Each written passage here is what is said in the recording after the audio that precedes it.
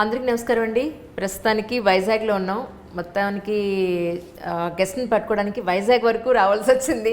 Sir హైదరాబాద్కి ఎప్పుడు వస్తున్నారని సంవత్సరాల తరబడి అడిగి మొత్తానికి వైజాగ్ రప్పించుకునేంత వరకు కుదరలేదనమాట. ముందైతే గెస్ట్ వెల్కమ్ చెప్పేద్దాం. IRS officer Joseph Goud garu with us right now. Sir నమస్కారం అండి. నమస్కారం అండి. Sir, so nice to see you after so many years. Almost 7-8 years now. కదా? 7-8 years, yes. అప్పటికి ఇప్పటికి యాజ్ డేస్గా మీరు అదే చక్కటి నవ్వుతోటి అదే ప్లెజెంట్ దీంతో ఉన్నారు sir. Real such a wonderful to see you really. Same here అండి. It's wonderful. As always, it's a pleasure meeting you. అప్పుడు జస్ట్ మీరు సివిల్ సర్వీసెస్కి అపేర్ అవ్వడానికి మీరు ప్రిపేర్ అవుతున్నారు, రాసి అప్పుడే ఇంకా రిజల్ట్స్ రాలేదు అప్పుడు. మెయిన్స్ ఇచ్చాను, ఇంకా ఇంటర్వ్యూ కూడా అవ్వక ముందు ఫస్ట్ టైం కలిసాను. ఇంటర్వ్యూ తర్వాత again I met you once. నిజం. బట్ అప్పుడు రిజల్ట్స్ రాలే. అవును సార్. మొత్తం మీరు ఎంతమంది గ్రూప్ సార్ యాక్చువల్లీ UPSCకి అప్పుడు ప్రిపేర్ అయిన వాళ్ళు? మేము 6 members అండి. Group of 6 people. అందులో 4 of us made it. కలిసే ఇంటర్వ్యూకి వెళ్ళాం, కలిసే చదువుకున్నాం. ఇంకొక ఎపిసోడ్లో ఐ థింక్ గురుస్వామిని మీరు ఇంటర్వ్యూ చేశారు. He and I are dear friends. So ఇంకా ఇద్దరు ఎక్కడ ఉన్నారు సార్? ఇంకొకరు ఇండియన్ డిఫెన్స్ అకౌంట్ సర్వీసెస్లో ఉన్నారు, ఇంకొకరు IRSలోనే ఉన్నారు. ఎక్కడ సార్ వాళ్ళు?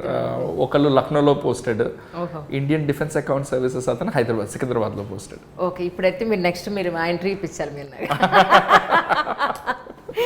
Sir congratulations. అంటే ఆ తర్వాత మళ్ళీ ఇదే కలవడం కాబట్టి ఎన్నాళ్ళు అయింది సార్ ఇప్పుడు మీరు IRSలో జాయిన్ అయ్యి? అంటే 7 years. ఎలా ఉంది సార్ యాక్చువల్లీ? అంటే యాజ్ ఎ UPSC ఆస్పిరెంట్గా ఉన్నప్పుడు కొంత ఊహించుకుంటాం, నాకు ఈ సర్వీస్ వస్తుందేమో, ఇది చేయాలి, అది వస్తుందేమో, ఇది చేయాలి అని.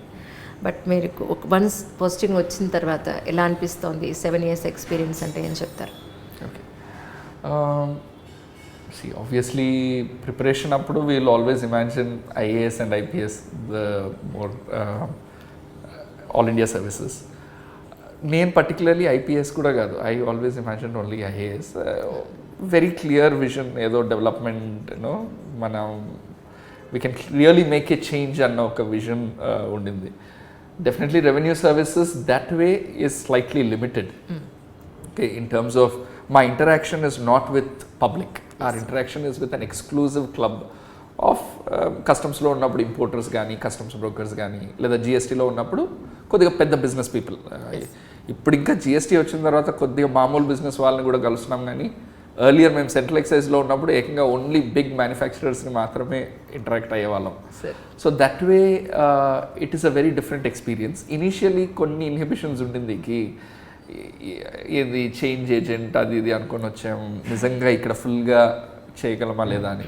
బట్ ఇక్కడికి వచ్చిన తర్వాత definitely this service, at least for me, it's been a great experience. ఒకటి, it allowed me to explore. ఆ 2 years ట్రైనింగ్లోనే we must have visited about 50 places in the country. Length and breadth, every single nook and corner of the country we visited, I think. Because our department చాలా other డిపార్ట్మెంట్స్తో coordinate చేస్తాం. So Tibetan బార్డర్లో ఒక attachment చేసాం, coast guard చెన్నైలో attachment, సీలోకి వెళ్ళాం. There are many other అలా various wildlife attachment, wildlife institute డెహ్రాడూన్లో ఉన్నాం.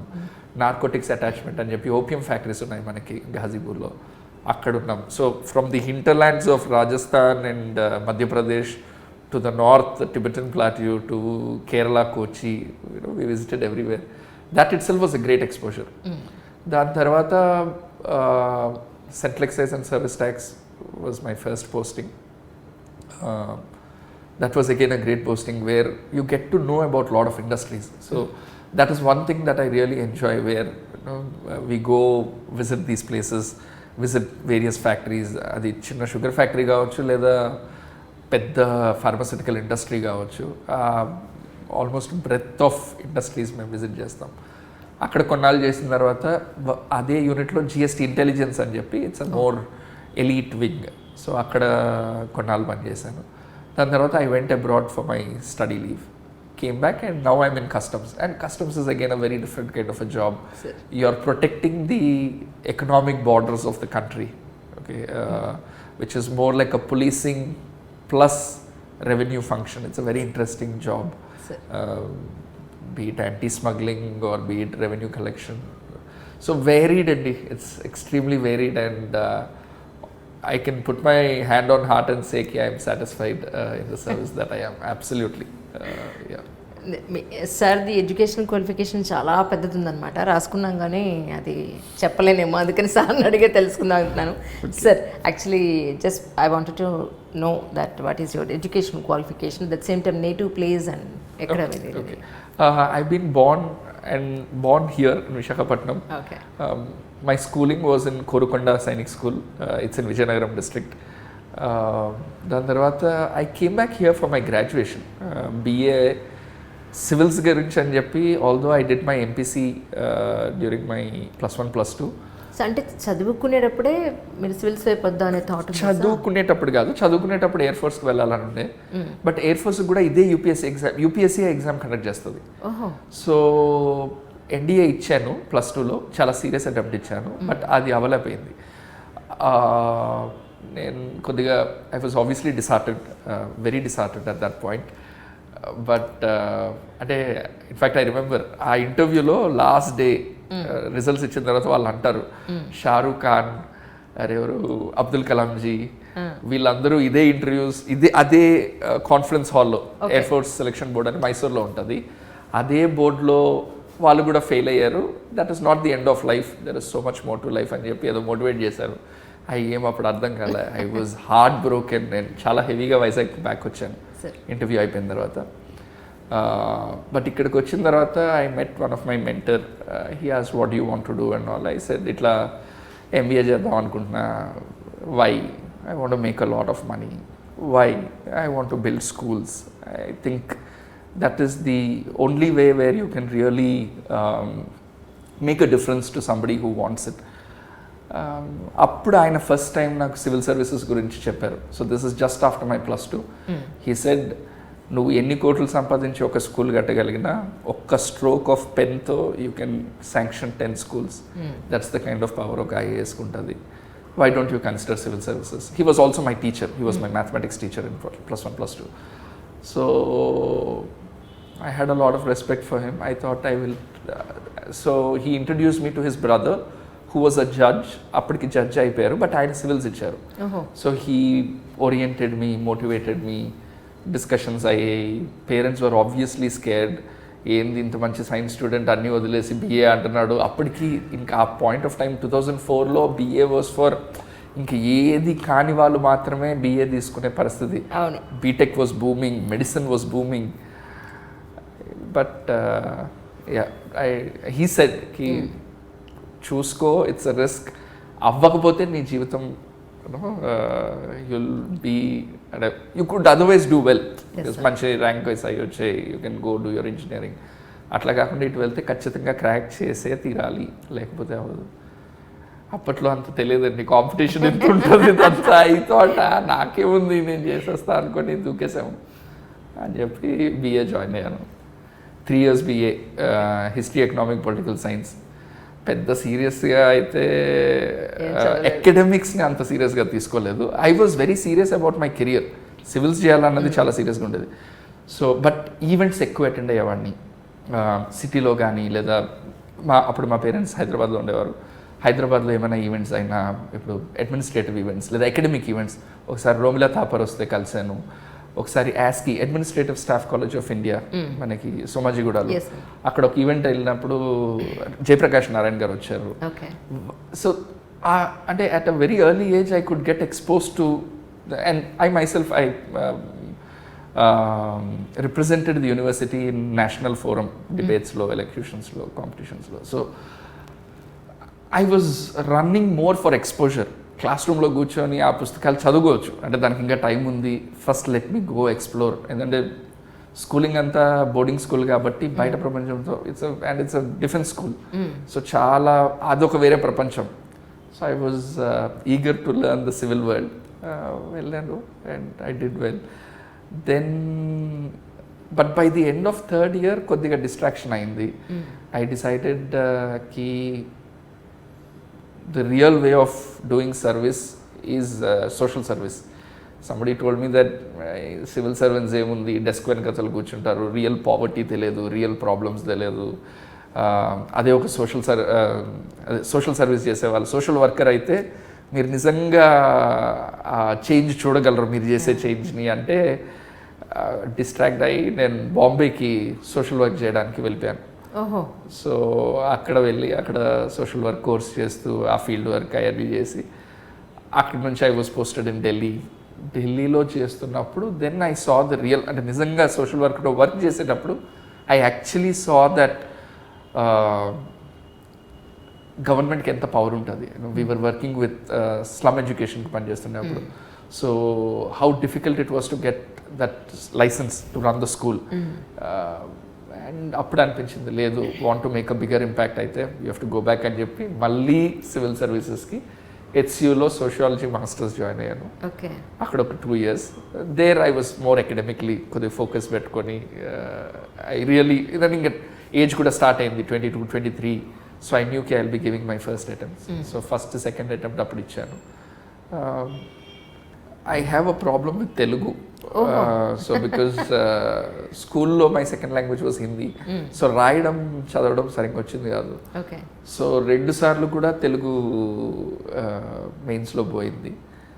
ఇంకా దాని తర్వాత గ్యాప్ తీసుకున్నా, పిహెచ్డి జాయిన్ అయ్యాను. అప్పటికి జేఆర్ఎఫ్ అని చెప్పి జూనియర్ రీసెర్చ్ ఫెలోషిప్ అని గవర్నమెంట్ ఒక 30,000 స్టైపెండ్ ఇస్తుంది ఎవ్రీ మంత్ మనం పిహెచ్డి చదువుకోవడానికి. So I qualified that. So I joined హెచ్సియూ. I was doing that. అప్పుడు ఫస్ట్ వచ్చిన నోటిఫికేషన్లో తెలుగుని తీసేశారు. తెలుగుని తీసేశారు కదా అని చెప్పి చాలా మేజర్ చేంజెస్ వచ్చాయి. అప్పుడే సీసాట్ ఇంట్రడ్యూస్ చేశారు, మెయిన్స్లో కూడా చాలా చేంజెస్ తీసుకొచ్చారు. అందులో కంపల్సరీ తెలుగు లాంగ్వేజ్ పేపర్ కూడా తీసేశారు. అప్పుడు there was obviously pressure parents నుంచి, అందరి నుంచి. అందరికీ తెలుసు తెలుగు ఒక్కదాని వల్ల వెళ్ళిపోతుందని. So there was lot of pressure. I then applied for the exam. Of course దాన్ని ఆ అటెంప్ట్లో బై ద టైం ప్రిలిమ్స్ అయ్యేటప్పటికి దెర్ వర్ అగైన్ చాలా నిరసనలు వినిపించాయి. There were lot of students asking those changes to be removed. So ఆ remove చేసిన దాంట్లో తెలుగు పేపర్ మళ్ళీ పెట్టేశారు యాక్చువల్లీ. బట్ నేను ఎలాగా ఇంకా సో నేను కూడా అది అటెంప్ట్ కొద్దిగా లైట్గానే ఇచ్చాను యాక్చువల్లీ. నేను I was very seriously doing my PhD. I was doing very well, getting good grades. I was already having a published paper. So, but in a way you can say that was a more accidental attempt. అంటే నిజంగా plan చేసింది కాదు. So I think as they say, we may plan but something else is written. So ఆ attempt అయింది. Services join అయ్యాను. 2019లో I took a long leave and I went to Cambridge, united కింగ్డమ్లో, university of కేంబ్రిడ్జ్లో MPhil చేశాను in international development. So అది అయిపోయిన తర్వాత again I came back and join service. So I have a BA, MA and an MPhil. Sir మీరు కోరుకొండ సైనిక school చదివారన్నారు. అక్కడ చాలా స్ట్రిక్ట్గా ఉంటుందని విన్నామండి, బట్ మేము ఎప్పుడు చూడలేదు. బట్ అక్కడ ఎలా ఉంటుందో ఒకసారి మా కోసం చెప్తారు. I think it's very very good అండి. ఐ థింక్ ఇవాళ కొన్ని ప్రైవేట్ స్కూల్స్ వచ్చాయి కాబట్టి maybe comparable levels of exposure ఉండే ఛాన్సెస్ ఉన్నాయేమో. Even today I feel Sainik schools ఇచ్చే exposure even the best private schools ఇవ్వకపోవచ్చు, with probably 4 or 5 times the fees. Okay, science schools are not under Ministry of HRD. They are Ministry of Defence. So your principal, headmaster, registrar, your PTEs, all of these are serving defence officers and serving defence personnel. So వాళ్ళే మనకి drill, వాళ్ళే sports, వాళ్ళే చేస్తారు. But the exposure is very wide. Every single sport you would have learned except probably cricket ఒక్కదాన్ని మాత్రం encourage చేయరు. But every other sport, football, volleyball, basketball, kho-kho, hockey, these are usually the main games. And all other activities like cultural activities, elocution, debate, music, you're exposed to all of them. Firing, shooting, arts and crafts, different kinds of idi. So school hours per se only 4 hours undevi. And honestly your academic performance was not even valued, neither by the administration, school administration, nor by teachers, nor by peers. Evvaru kuda if you were the topper you had no value. If you were a best athlete, you were very respected. If you were the swimmer, you were respected. Cross country race అని చెప్పి మాకు ఉండేది, ఒక 6 to 8 kilometers ఉంటుంది. ఎవరైతే cross country రేస్లో, those are the guys who are the heroes and they would be celebrated. So you had to pick a sport and you, అంటే మీకు ఐడెంటిటీ కావాలంటే ఖచ్చితంగా ఒక స్పోర్ట్, ఒక యాక్టివిటీ తీసుకొని పర్ఫామ్ చేయాలి. And very early they would take us to different defence establishments. Hindustan aeronautical limited కానీ, లేదా ఆఫీసర్స్ ట్రైనింగ్ అకాడమీ చెన్నై కానీ, national defence academy Khadakwasla Pune కానీ. So all these places they would take you at such a young age. అది చాలా impressionable age. వెళ్ళి ఎప్పుడైతే ఈ institutes, ఈ అకాడమీస్ చూస్తామో, they are very inspiring. I don't know how many. I've been on INS Virat, which is Vikrant, which is one of our aircraft carriers. I've been in a submarine. Okay. All during school days. Okay. I'm talking all during such a young age.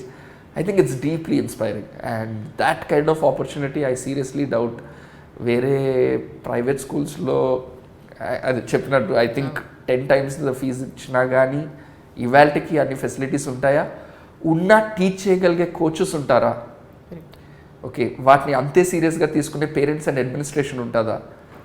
So that way I think I owe great deal to my alumni.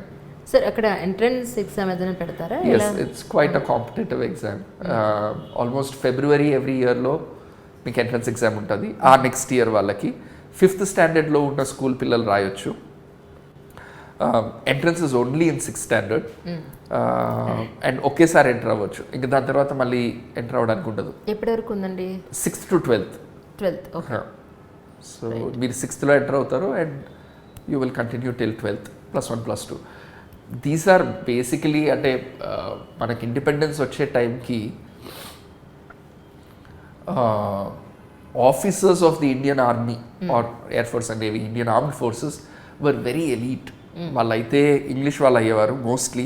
Indians ఎవరైనా కొద్దిగా ఉన్నా కానీ వాళ్ళు royalty నుంచి వచ్చిన వాళ్ళు, ఇట్లాంటి వాళ్ళే ఉండేవారు. కామన్ మ్యాన్కి ఆఫీసర్ అవ్వడం వాజ్ ఇంపాసిబుల్.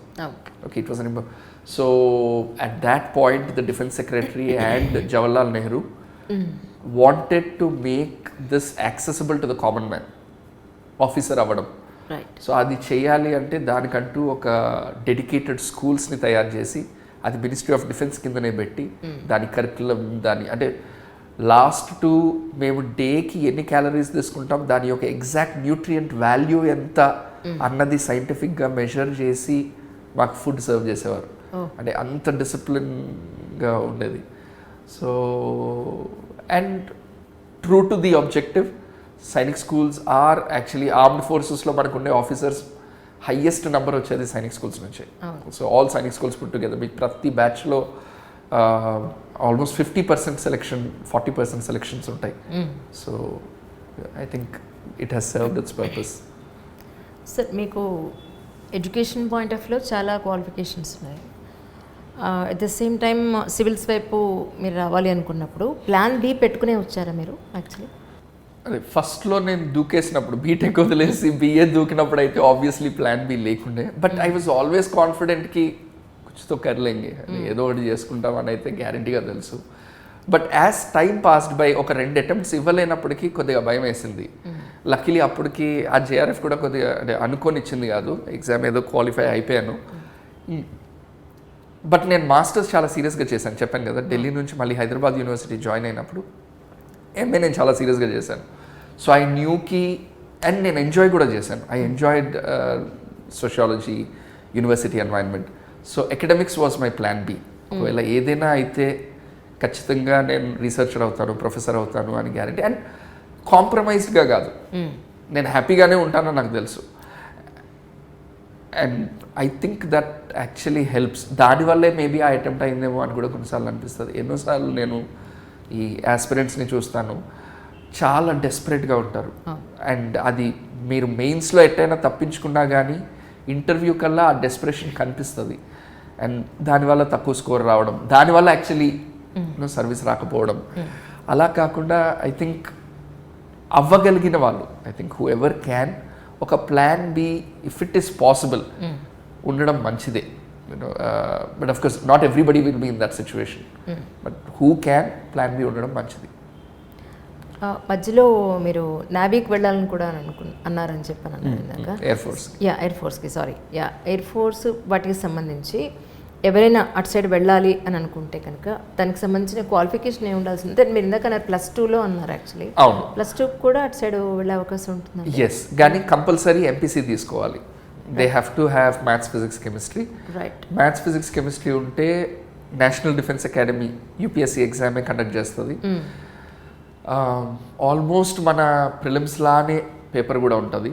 ఆ పేపర్ క్వాలిఫై, మ్యాథ్స్ కొద్ది కష్టంగా ఉంటుంది, మ్యాథ్స్ కొద్ది హెవీగా ఉంటుంది. ఆ మ్యాథ్స్ పేపర్ ఇది మనం అందుకే ఎంపీసీ కంపల్సరీ ఉండాలి. అది ఉంటే మనం యూ కెన్ గో టు ఎన్డీఏలో మనకు వచ్చిన అంటే మెడికల్ మిగిలిన అన్నీ క్లియర్ అయితే ఎయిర్ ఫోర్స్ ఇస్తారు.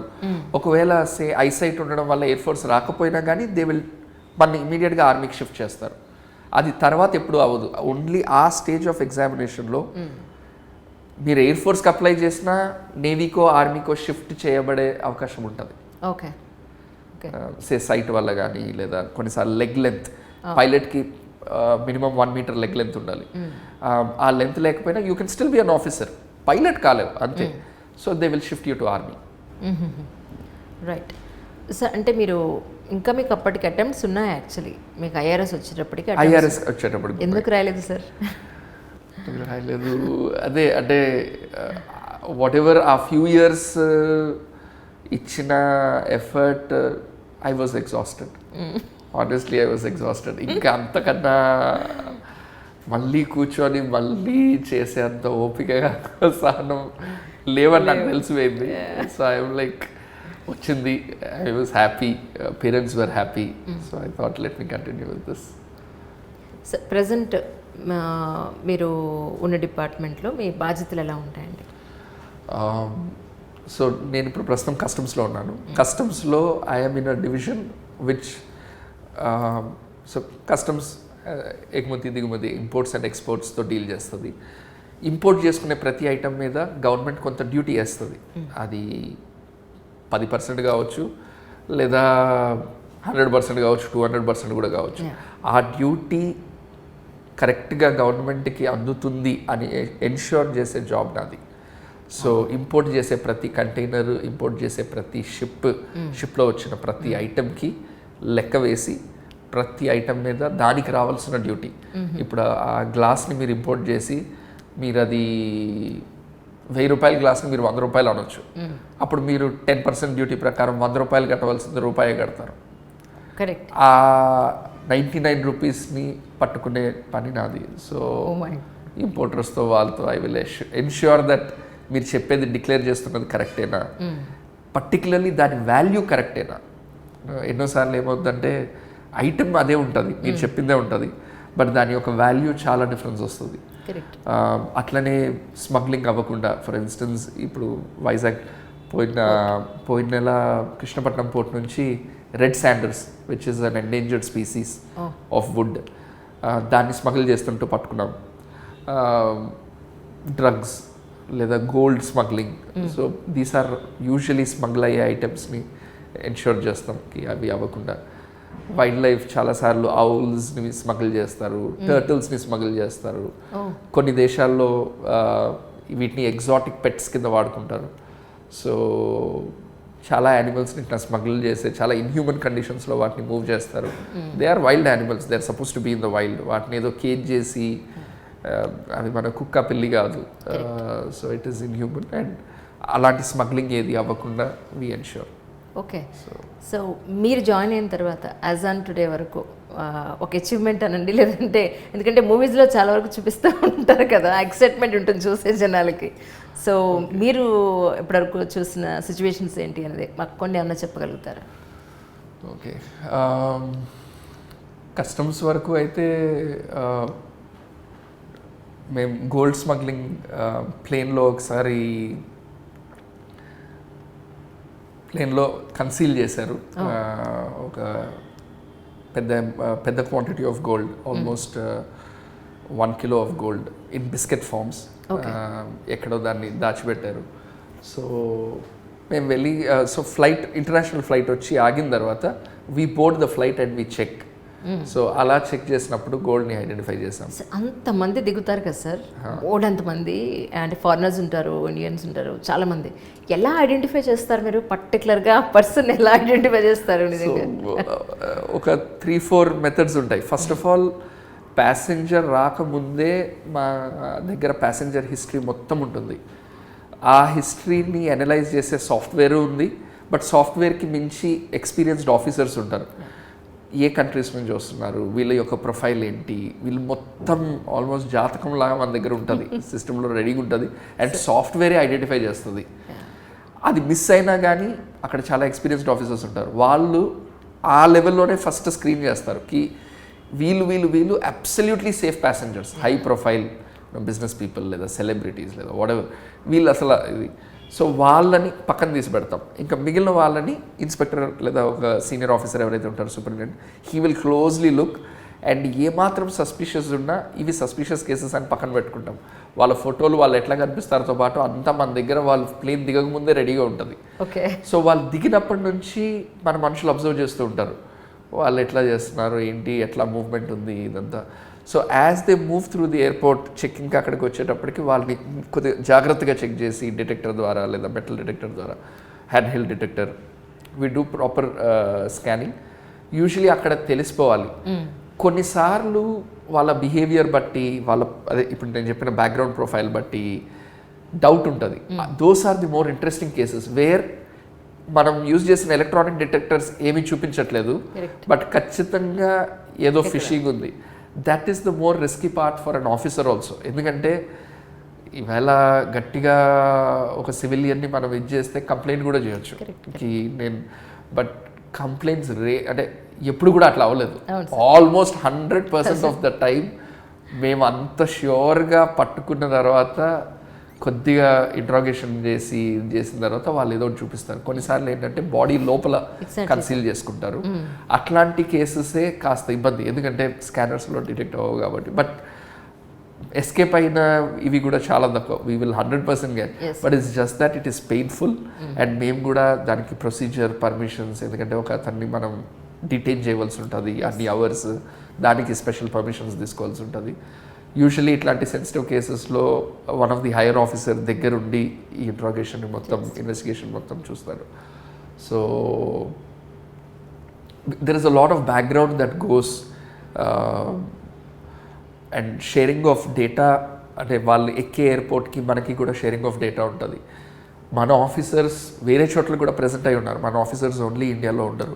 సో ఈ అన్నిట్ల వల్ల ఇంటెలిజెన్స్ నెట్వర్క్ ద్వారా మనకి 100% ముందే ఇన్ఫర్మేషన్ ఉంటుంది ఇట్లా వస్తుంది అని చెప్పి, దాన్ని బట్టి మనం స్ట్రైక్ చేస్తాం. రీసెంట్గా పుష్ప 2 ఇంకా రాలేదనుకోండి వచ్చేది, అందులో రెడ్ శాండిల్ గురించి చాలా బాగా చూపించారు. యాక్చువల్లీ రీసెంట్గా ఏంటంటే ఆ సినిమా చూసి ఇలా కూడా మనం స్మగిల్ చేయొచ్చని యాజ్ డీస్గా కాపీ చేసిన సందర్భం కూడా మన రీసెంట్గా పేపర్లో పడింది. సో ఇందాక మీరు రెడ్ శాండిల్ గురించి అంటున్నారు, దాన్ని ఎలా మీరు గుర్తించారు sir? Actually red sandals case actually నా ప్రెడిసెసర్, నేను రాకముందు ఆల్రెడీ కేస్ డిటెక్ట్ అయిపోయింది. But I was involved in recovery of the money. So red sandals I think ఎలాగా పోయింది, మేము కన్ఫిస్కేట్ చేసేస్తాం. చేసేసిన తర్వాత దాన్ని గవర్నమెంట్కి యాజ్ పర్ ప్రొసీజర్ మళ్ళీ ట్రాన్స్ఫర్ చేయవలసి ఉంటుంది. నా రోల్ అప్పటికి నేను అంటే స్టడీ లీవ్లో ఉన్నానని చెప్పాను. నేను వచ్చినప్పటికీ కేసు అయిపోయింది. I was involved in recovering the money. So ఇప్పుడు వీళ్ళందరూ ఎక్కడెక్కడో ఉంటారు, వాళ్ళ దగ్గర నుంచి డబ్బులు తీసుకోవాలి, డ్యూటీ అండ్ పెనల్టీస్ ఏవైతే వేసామో. సో వాళ్ళని ఐడెంటిఫై చేసాం. ఫస్ట్ వెతికి వాళ్ళని పట్టుకోవాలి. పట్టుకున్న తర్వాత వాళ్ళ దగ్గర ఎసెట్స్ ఏమున్నాయో చూడాలి. In this particular case he had some lands. So ఆ ల్యాండ్స్ని ఐడెంటిఫై చేసాం. ఐడెంటిఫై చేసి యాజ్ పర్ ప్రొసీజర్ వాటిని ఆక్షన్ చేసి, ఆ ఆక్షన్ నుంచి వచ్చిన మనీని మా పెనల్టీ కింద, లేకపోతే వాళ్ళు ఇంకా డబ్బులు ఇవ్వరు, because they won't give. So that is one thing. But that is an unfortunate development. అంటే ఒక movie it's a very good movie, entertaining movie, I have enjoyed it. కానీ దాన్ని బట్టి ఏదో చేసేస్తామంటే ఎంత పెద్ద నెట్వర్క్ అండి గవర్నమెంట్ అన్నది. It's a very strong smuggling అనేది ఈ రోజు పుష్ప వచ్చిన తర్వాత రాలేదు కదా సార్, కొన్ని వందల సంవత్సరాల నుంచి ఉంది. బట్ వాళ్ళకి తెలియదు ఏంటంటే సెంట్రల్ గవర్నమెంట్ ఏజెన్సీ లేదా పోలీస్తో ఒక్కసారి, అంటే వీళ్ళు చాలా యంగ్, ఈ ఇన్స్పైర్ అయ్యి ఇట్లాంటి చేస్తున్నది యూత్, 19 ఏళ్ళు, 20 ఏళ్ళు, 23 ఏళ్ళు, they are young boys and men. వాళ్ళకి కాన్సిక్వెన్సెస్ తెలియవు, రేపు ఒకవేళ ఏమవుతుంది అన్న ఐడియా ఉండదు. And sometimes they suffer in jails for years. అసలు వాళ్ళ హియరింగ్ వచ్చి కేసు అవ్వడానికి 15 ఏళ్ళు పడుతుంది. సగ జీవితం అక్కడే, సగం జీవితం మీకు అందులోనే పోతుంది. So it is very very unfortunate. So cinema వరకు ఎంటర్టైన్ అయ్యి ఎంజాయ్ చేయడం వేరు, దాని నుంచి ఇన్స్పిరేషన్ అయితే మాత్రం it's a lot of trouble. Correct sir. అంటే మీరు ఇప్పటి వరకు, అంటే ఇక్కడ ఇప్పుడు ప్రజెంటెడ్గా పోస్ట్ అయిన తర్వాత మీకు చాలా టిపికల్గా ఇలాగ కూడా జరుగుతుందా అని మిమ్మల్ని కూడా ఒక ఏమంటారు చాలా పెద్ద స్థాయిలో ఆశ్చర్యపడుతున్న సిచ్యువేషన్ ఏమైనా ఉందా అంటే ఏం చెప్తారు సార్? అంటే నా మై కన్సర్న్ ఇస్ ఇవన్నీ రివీల్ చేస్తే మళ్ళీ అయ్యో లేదు, అలా అనుకుంటే వద్దు, అలా అనుకుంటే వద్దు. Just for curiosity. మాకు జనరల్గా ఏంటంటే క్రైమ్ సిరీస్ ఒకటి ఉంది సార్, అందులో ఐపీఎస్ ఆఫీసర్స్ వాళ్ళ జర్నీలో ఎక్కడెక్కడ ఏం క్రైమ్ జరిగింది, వాళ్ళు ఎలా అచీవ్ చేశారనేది, క్రైమ్ చేసిన వాళ్ళు ఎలాగా పట్టుకున్నారు, ఇలా ఇచ్చేసని చెప్తూ ఉంటారు. అలా మీకు ఇబ్బంది లేకపోతే చెప్పండి, otherwise no worries at all. One major difference between police and us is, police ఏవైతే క్రైమ్స్ని ఆపుతారో లేదా అక్కడ జరిగే crimes are usually crimes of passion అంటాం. అంటే ఒకరికి కోపం వచ్చి, లేదా ఒక భర్తకి భార్య మీద, లేదా ఒక ఇద్దరు ఫ్రెండ్స్ మధ్య, అంటే ఇవన్నీ ఒక ఇమోషన్తో కూడుకున్న క్రైమ్స్. సో వాటిని రెప్లికేట్ చేయడం అంత ఈజీ కాదు. బట్ మా దగ్గరకు వచ్చేటప్పటికి క్రైమ్స్ అన్నీ కూడా డబ్బుతో కూడుకున్న. ఈ క్రైమ్స్ని ఒకసారి మోడస్ ఆపరెండే అంటాం మేము, అంటే మోడ్ ఆఫ్ ఆపరేషన్, ఎట్లా ఒక క్రైమ్ని కమిట్ చేస్తారు. ఆ ఆపరేషన్ యొక్క మోడ్ చెప్తే, ఇప్పుడు మీరు పుష్ప మూవీ లాగా ఇన్స్పైర్ అయ్యి రెప్లికేట్ చేసే, because there is money involved, there is huge money involved. So that is the only concern. That's okay sir, that's okay. మిమ్మల్ని ఇబ్బంది పెట్టిన అసలు సార్, రీసెంట్గా చూసినట్టయితే సొసైటీలో చాలా డ్రాస్టిక్ చేంజెస్ కనపడుతున్నాయి. ఏంటి అంటే హైదరాబాద్లో లాస్ట్ వీక్ ఒక 2 వారాల్లో మైనర్ని రేప్ చేయడం దగ్గర నుంచి కానీ క్రైమ్ అనేది చాలా యంగ్స్టర్స్లో టీనేజ్లోనే స్టార్ట్ అవుతుంది. సో యాజ్ అ సివిల్ సర్వెంట్గా మీ ఉద్దేశ ప్రకారం ఎందుకు ఇంత డ్రాస్టిక్గా మార్పు వస్తుంది సొసైటీలో అంటే ఏం చెప్తారు? I would say there are 2 issues అండి. ఒకటి social media.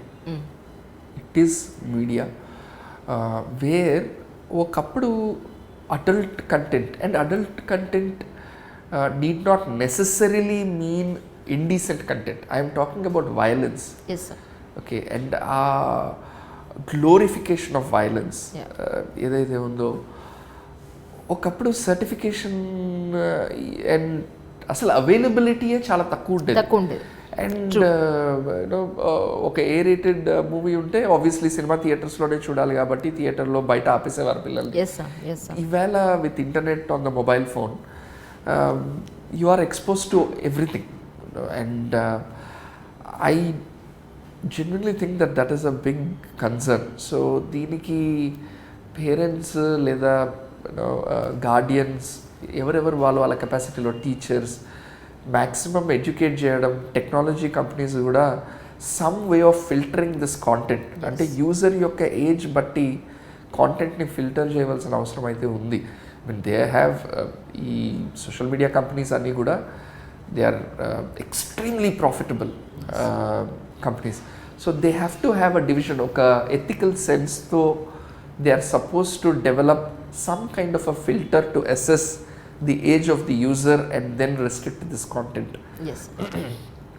The second part of it is obviously India is growing, cities are growing, and with that growth comes disposable money అంటాం. అంటే ఖర్చు పెట్టడానికి మన చేతిలో ఉండే మనీ. కొంత మనీ సేవింగ్కి వెళ్ళిపోతుంది, కొంత మనీ ఇన్వెస్ట్మెంట్కి వెళ్ళిపోతుంది, కొంత మనీ మనం బ్రతకడానికి పోతుంది. అది పోయిన తర్వాత మన చేతిలో మిగిలి ఉన్న మనీ ఒకప్పుడు చాలా తక్కువ ఉండేది ఆ మనీ. ఇప్పుడు ఆ మనీ చాలా ఎక్కువ పెరుగుతుంది. ఆ చేతిలో మిగిలిపోయిన money is a big problem. దాంతో ఈ సోషల్ మీడియాని అంటే ఆ మనీ ఆల్రెడీ ఈ సోషల్ మీడియాలో మనకు వచ్చే ఐడియాస్, మనం ఎక్స్పోజ్ అయ్యే ఈ వయలెన్స్ కానీ పోర్నోగ్రాఫిక్ కంటెంట్ కానీ ఈ అన్నిటికి this is a match stick. అది fuel and this is match stick with that money. అందుకే మీరు ఆ ప్రొఫైల్ ఆఫ్ ద పీపుల్ ఇవి చేసేటట్టు చూస్తే they are people with that kind of an easy money in their hands, usually, not necessarily all the time, but usually that kind of easy money ఎవరి దగ్గర అయితే ఉంటుందో, పేరెంట్స్ టైం ఇవ్వలేక లేదా attention pay చేయలేక సబ్స్టిట్యూట్గా money చేతిలో ఇస్తారు, car చేతిలో ఇస్తారు, ఒక బెస్ట్ మొబైల్ ఫోన్ చేతిలో ఇస్తారు. అండ్ దాంతో ఆ పిల్లోడు ఒక 16 years 17 years వాడికి ఎంత మెచ్యూరిటీ ఉంటుందండి. అండ్ హీ దెన్ దాన్ని ఎట్లా వాడాలో తెలియదు. అండ్ దాని యొక్క కాన్సిక్వెన్సెస్ ఇవి. So I would say that easy disposable money and unrestricted social media. 4 సంవత్సరాలు మీరు యూపీఎస్సీకి మీరు ఇన్వెస్ట్ చేశారు. ఆ 4 ఏళ్ళ ఎక్స్పీరియన్స్తో యూపీఎస్సీ ఇప్పుడు నెక్స్ట్ ప్రిలిమ్స్ అయిపోయింది మొన్న, ఇప్పుడు మెయిన్స్కి ప్రిపేర్ అవుతున్నారు. మీ ఎక్స్పీరియన్స్ ప్రకారం యూపీఎస్సీ ఆస్పిరెంట్స్కి ఏం చెప్తారు సార్? చాలాసార్లు మన ఎడ్యుకేషన్ సిస్టంలో టిపికలీ మనం ఏమనుకుంటామంటే ఇంత చదివితే ఇన్ని మార్క్స్, ఇంత చదివితే ఇన్ని మార్క్స్, ఎక్కువ బుక్స్ చదివితే ఎక్కువ మార్క్స్, ఇదే లెక్క ఉంటుంది. బట్ యాక్చువల్లీ ఒక పాయింట్ తర్వాత యూపీఎస్సీ కానీ కొన్ని ఇట్లాంటి ఎగ్జామ్స్ ఉంటాయి వేర్ మీరు క్వాంటిటీ బట్టి మీ మార్క్స్ డిటర్మిన్ అవ్వవు. ఎస్పెషలీ యూపీఎస్సీకి అవ్వదు. యూపీఎస్సీ రిక్వైర్స్ ఒకటి డెప్త్ ఆఫ్ అండర్స్టాండింగ్. ఇది వాడు యూపీఎస్సీ నోటిఫికేషన్లోనే ఇస్తారు కి we do not test wrote memorising. A words మీరు నోటిఫికేషన్ వెళ్ళి చూస్తే we do not test wrote memorising. మనమేమో చిన్నప్పటి నుంచి కూడా 2 టేబుల్ 3 టేబుల్ 10 టేబుల్ 20 టేబుల్ కూడా బట్టి పట్టించేస్తాం పిల్లలకి. But UPSC doesn't encourage that. So మన పిల్లలు ఆ చిన్న వయసు నుంచి ఓరియంట్ అయిపోతారు. ఎక్కువ మార్క్స్ వచ్చేవాడంటే వాడు టెక్స్ట్ బుక్ చూసి వాడు వెంటనే దాన్ని వాడి చదివే విధానమే బీయింగ్ ఏబుల్ టు రిప్రొడ్యూస్, ఉన్నది గుర్తుపెట్టుకొని రిప్రొడ్యూస్ చేయగలడు. బట్ యూపీఎస్సీలో ఆ రిప్రొడక్షన్ అవ్వదు. That is not possible. And ఆ నోటిఫికేషన్లో the next line is what we test is depth of understanding. So ఇప్పుడు ఆ డెప్త్ ఆఫ్ అండర్స్టాండింగ్ ఎట్లా వస్తుంది? 2 విధాలుగా వస్తుంది. ఒకటి, మీరు చదివేటప్పుడు నెమ్మదిగా కేర్ఫుల్గా చదవాలి. మీకు చాలామంది ప్రతి ఇయర్ టాపర్స్ కొంతమంది వచ్చి అంటారు నేను ఉట్టి ఎన్సీఆర్టీ చదివి పాస్ అయిపోయాను, నేను ఇంకా వేరే ఏమీ చదవలేదు. అది నిజం. ఓన్లీ థింగ్ వాళ్ళ బ్యాక్గ్రౌండ్ కరెక్ట్ బ్యాక్గ్రౌండ్, వాళ్ళ స్కూలింగ్ కానీ ఇవన్నీ కరెక్ట్గా ఉండి వాళ్ళు ఎన్సీఆర్టీ చదవడానికి ఒక రెగ్యులర్ స్టూడెంట్ ఎన్సీఆర్టీ చదవడానికి చాలా తేడా ఉంది. కాంప్రిహెన్షన్ లెవెల్స్లో తేడా ఉంటుంది. So first thing is revision, basics. ప్రతి వారం ఇన్ఫ్యాక్ట్ అవ్వగలిగితే ఎవ్రీ 2-3 డేస్కి టెస్ట్స్ రాయండి.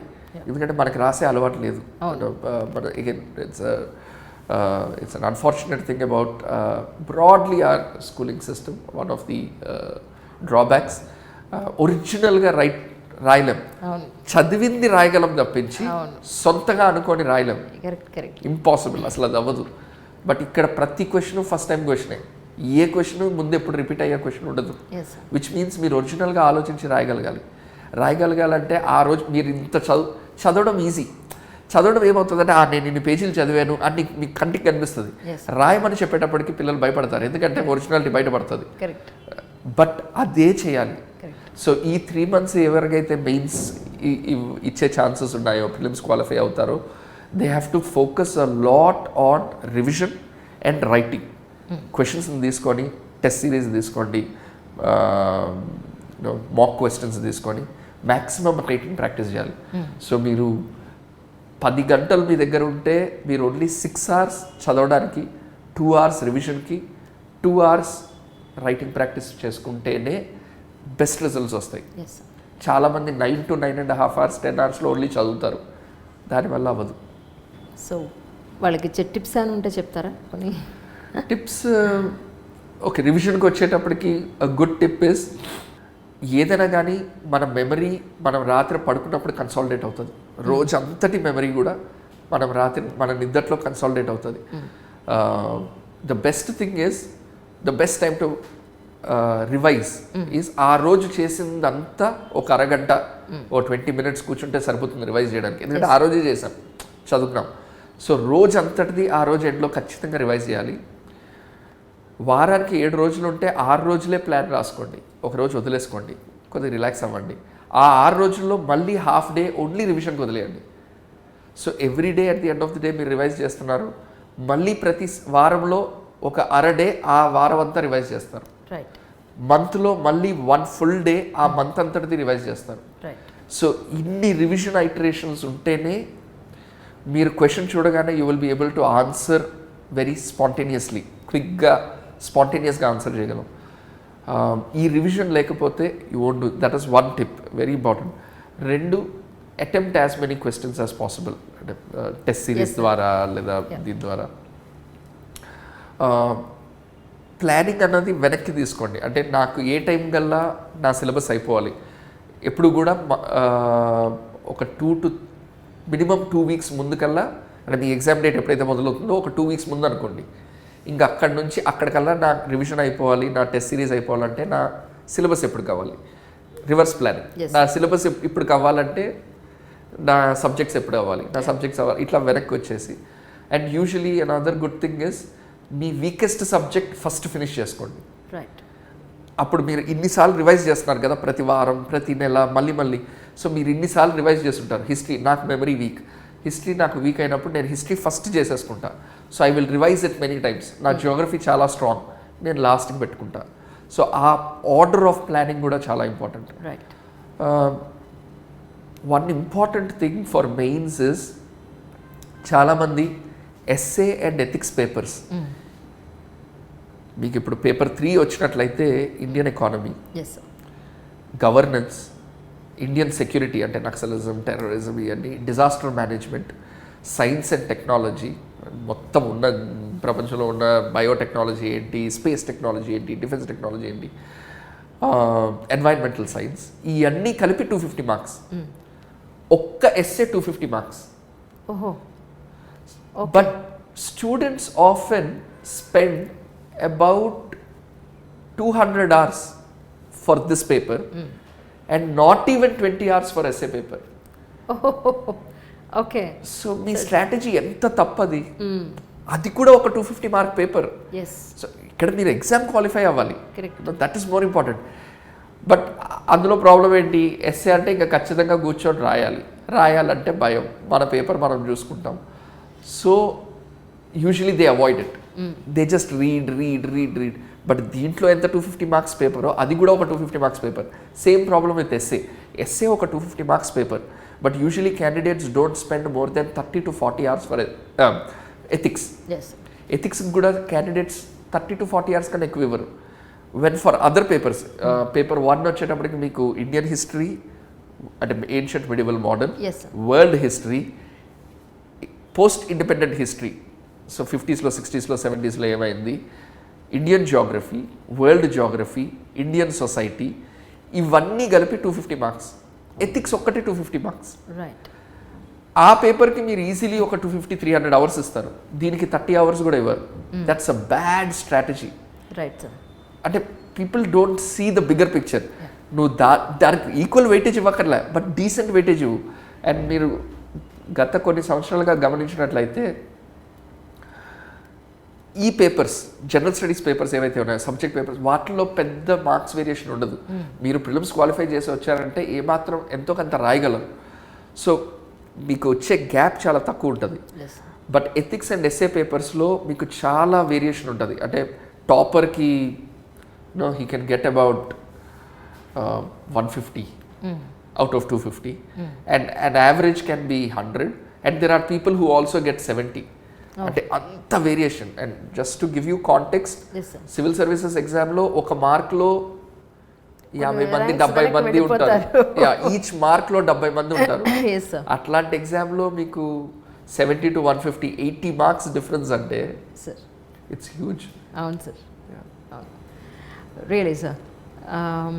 ఆల్రెడీ యూపీఎస్సీ అచీవ్ చేసి ఇప్పుడు ట్రైనింగ్లో ఉన్న వాళ్ళకి, సో మీ సీనియారిటీలో, సో వాళ్ళకి ఇచ్చే వచ్చిన అడ్వైస్ అండి, లేదంటే మీ ఎక్స్పీరియన్స్లో మీరు అలాంటి వాళ్ళకి ఏం చెప్తారంటే? First and foremost civil services అన్నది ఒక ఎగ్జామ్ మాత్రమే, ఓకే, అంతకన్నా ఎక్కువ ఏం కాదు. And more importantly it is a job like all other jobs. Don't let it get to your head. అది నెత్తికెక్కినవద్దు. ఆబ్వియస్లీ ఇనిషియలీ చాలా అటెన్షన్ వస్తుంది, చాలామంది యూనో రెవరెన్స్ చూపిస్తారు.